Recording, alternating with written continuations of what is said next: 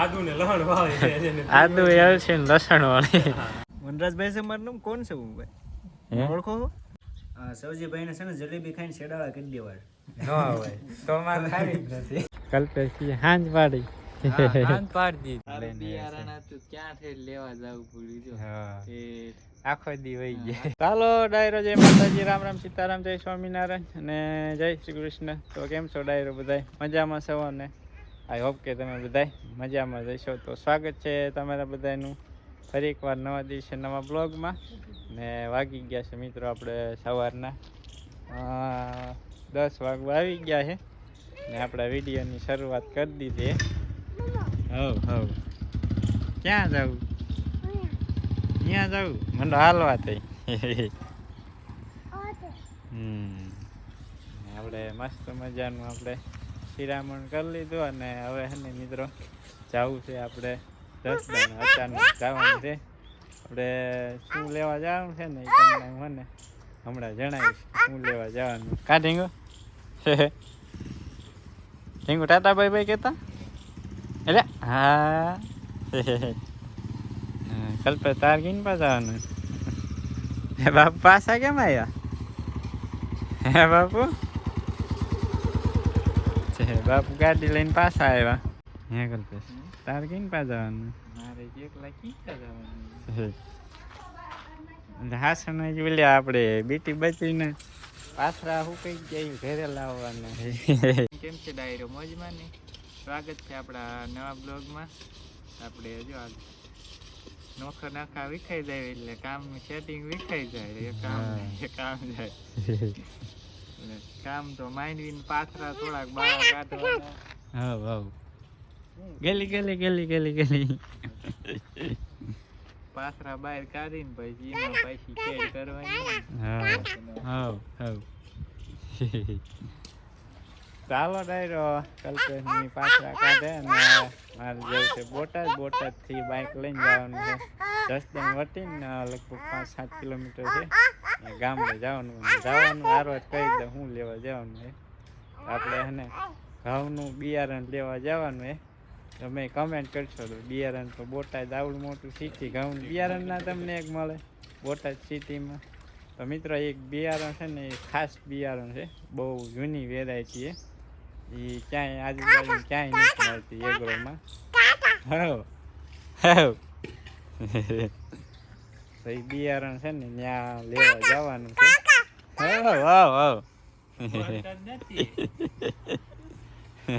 ક્યાં જવાનું? તો એ કયું બિયારણ છે ને એ મિત્રો પાછા ઘરે આવી અને તમને જણાવશું, થોડીક માહિતી આપશું કયું બિયારણ છે. તો કન્ટિન્યુ બ્લોગમાં બના રહીજો. હવે હું નીકળું અહીંથી બોટાદ, પછી જવાનું જસદણ બાજુ. મિત્રો આપણે બોટાદથી મોટાભાઈ બાઇક લઈ લીધી છે ને ભોગવા આવી ગયો લુરખા. તો મિત્રો આજે હે ને થોડોક પવનનો અવાજ આવશે તમને, કેમ કે હે ને મિત્રો આંખ લેતા ભૂલી ગયો છું ને જો આંખનો પવન ના લાગે ને એટલે ચશ્મા પહેરી લીધા, રૂમાલ બાંધી દીધો એટલે એને પવન ના લાગે. એટલે હાલો હવે હે ને ડાયરો કન્ટિન્યુ બ્લોગમાં બનાવી.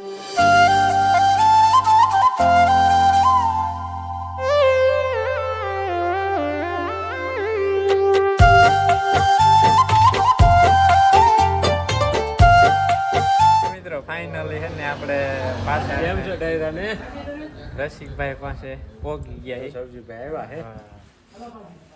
હું હાલે બધાને મજામાં? બસ બધા મજામાં. અને હવે છે ને મિત્રો અહીંથી મારે નીકળવું જસદણથી આટકોટથી વળી પાછું ત્યાંથી લગભગ થોડુંક થાય એ ગામમાં જવાનું છે. તો હવે છે ને હું નીકળું ફટાફટ, કેમ કે 11:30 થઈ ગયા, ટાઈમ જાજો ઘરે જ નીકળવા મોડું થઈ ગયું. વળી પાછો બોટાદથી અહીંયા તુરખાથી નાંજા આવી ને રસ્તો એટલો ખરાબ રસ્તાની વાત છે, એમાં થોડીક વાર લાગી ગઈ. ચાલો રસિકભાઈ હું નીકળું, એવું લાગે વળતા આ બાજુ હાલું તો મુલાકાત કરી ડાયરેક્ટ પાળિયા થઈ. હવે મેળમાં આવતો તો જાત સૌજીભાઈ એ બાજુ, પણ હવે હમણાં કામની ભીડ એવડી એટલે નથી નીકળાય એવું. ચાલો તમે કન્ટિન્યુ બ્લોગમાં બન્યા.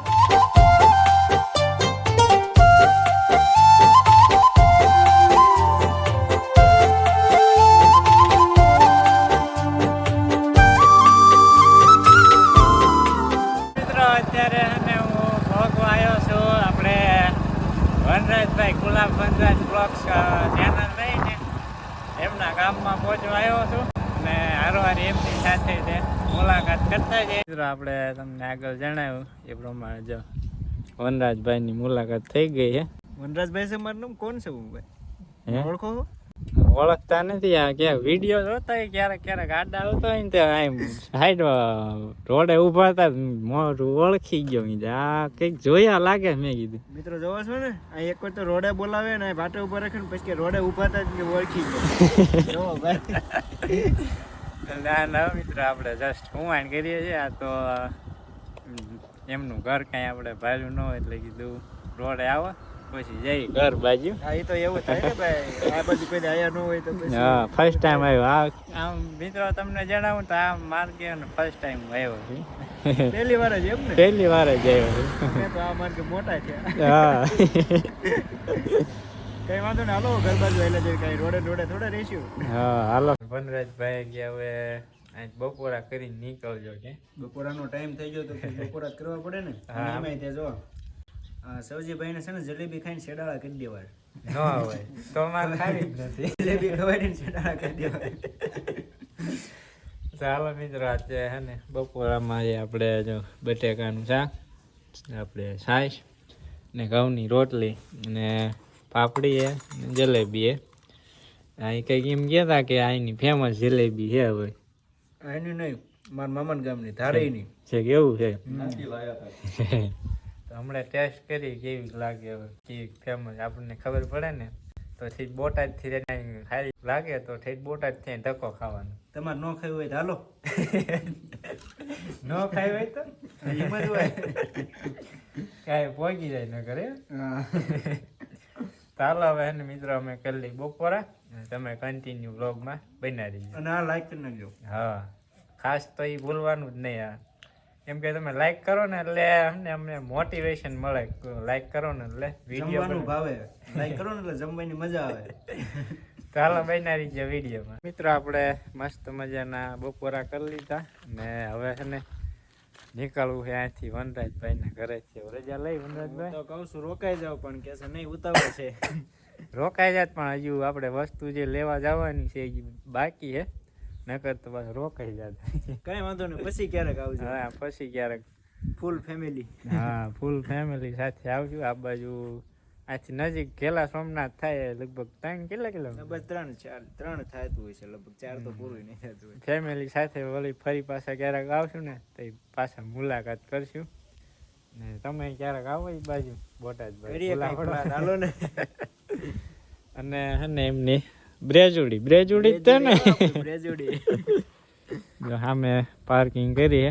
અને હા મિત્રો ખાસ એક આપણે લગ્નની અત્યારે સિઝન ચાલુ થાય લગભગ તો ચાલુ થઈ ગઈ છે ચાલુ. આજ ભાઈ છે ને આજ ગઈ છે ઘણાની જાન ગઈ છે. હા તો કોઈને બુક કરવી હોય આપણે 4 વ્હીલ બ્રેજ તો કોન્ટેક્ટ કરી શકો. તમને કઈ રીતે કોન્ટેક્ટ કરી શકો? ઇન્સ્ટાગ્રામમાં મેં મારા નંબર આપેલા જ છે. આપણે ઇન્સ્ટાગ્રામમાં જોઈ આવજો. તો ઇન્સ્ટાગ્રામ યુઝર નેમ છે ગુલાબ વનરાજ બ્લોગ્સ. તો એમાં જઈજો, ફોલો કરજો અને એમાં એમને નંબર આપેલો છે, કોન્ટેક્ટ કરજો તમારે કાર બુક કરવી હોય તો. હાલો હવે વનરાજભાઈ આપણે નીકળીએ. હાલો હજી સોડા પીવા જઈએ ને પછી નીકળવા. સોડા પીવાની છે.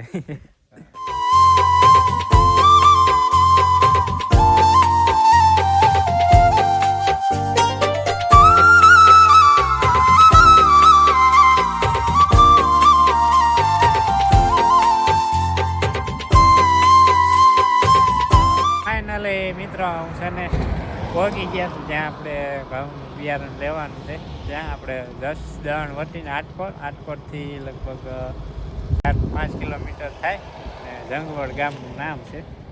ત્યાં છે હું છે ને ઘઉંનું બિયારણ લેવા આવ્યો છું. એ ભાઈની વાટે છે એ આવે એટલે ઘરે જવાનું. ત્યાંથી બિયારણ લઈ પાછું નીકળવાનું છે ઘરે. ને વાગી ગયા છે બપોરના 2 કમ્પ્લીટ થઈ ગયા. મિત્રો આપણે ઘઉંનું બિયારણ લઈને નીકળી ગયો છું. અડધે પોગી ગયો. જો આપણે ઘઉંના બિયારણની પોટલી ને બાકી જઈને ક્યાં પવન છે કેટલી બધી છે જો છે ને. લાગત નગરી પવન થઈ ગયું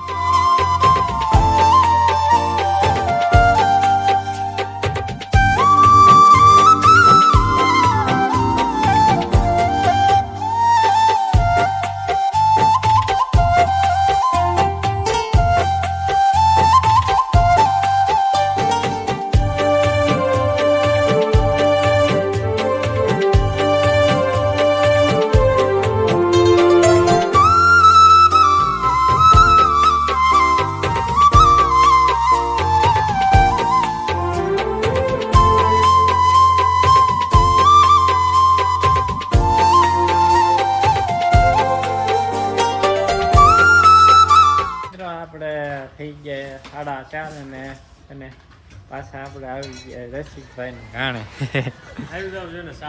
હા જો રસિકભાઈ જો તાજી તાજી મસ્ત મજાની ચા બનાવે છે.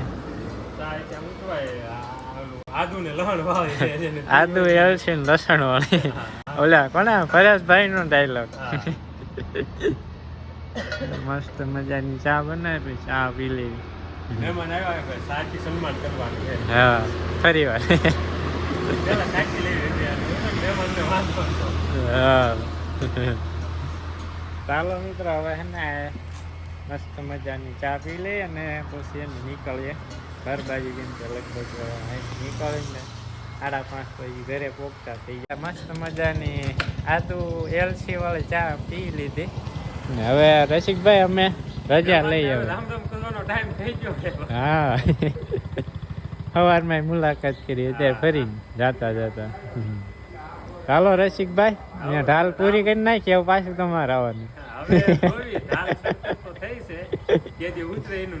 હા હમણાં હવે કામની ભીડ ચાલુ. ઈ ને પાછું પ્લસ હવે થોડાક દીમાં હા ગાણા ચાલુ થઈ જાય. જો માંડવી પીલવાના. ચાલો હવે હે ને મિત્રો આપણે છેક ઘરે જઈને મળ્યા. આવે તો મિત્રો ફાઇનલી હે ને હું પહોંચી ગયો છું ઘરે ને લગભગ સાંજના કેટલા વાગ્યા 5:30 તો થઈ જ ગયા છે. તમને જોઈને કહું કેટલા વાગ્યા. ના હો મિત્રો 5:45 થઈ ગયા. 5 વાગ્યાને 47 થઈ ગઈ ને આપણે આમાં જો રોટાવેટર હાલી ગયો. કલ્પેશની બાજુ ખોખા વીણે આ બાજુ. કલ્પેશ હાંજ પાડી દીધી. બહુ નીકળ્યા પાછા. કોકો નીકળ્યા ઉથલ વેળવી દે 500 કિલો થાય. તો હવે વાવેતર કરીને પછી નીણવાના હવે. હાલો ડાયરો આવી ગયો. ને પાછું બોટાદ જવાનું છે એમ કે મોટા ભાઈને બાઇક દેવા. સાંજે મોડા સુધી દુકાન હોય એટલે પછી આમ કેવરાવ એટલે હે ને બાઇક પાછા મોટા ભાઈને દે ને આવી પાછા ઘરે. રાતના થઈ ગયા છે 9:45 ને મસ્ત મજાની વાળું કરી લીધી. અને આજ તો વાળુંમાં હતી આપણે ઘરના ગુવારનું શાક ને રોટલા ને દૂધ ને આવું બધું હતું. મસ્ત મજાની વાળું કરી લીધી ને પાછા જો આવી ગઈ ખાટલે. ને આજ તો થોડીક વધારે ટાઈટ આવી ગઈ ની બા. અડધો શિયાળો પૂરો થઈ ગયો ને ટાઈટ આવી. ટાઈટ આવે તો સારું. ને મહિનો દાખલો વહી ગયો શિયાળાનો. અડધો વહી ગયો. હવે થોડાક દી રહ્યા. ટાઈગર આમ ક્યાંક બેઠો હોય મોઈશ્રી ધાબામાં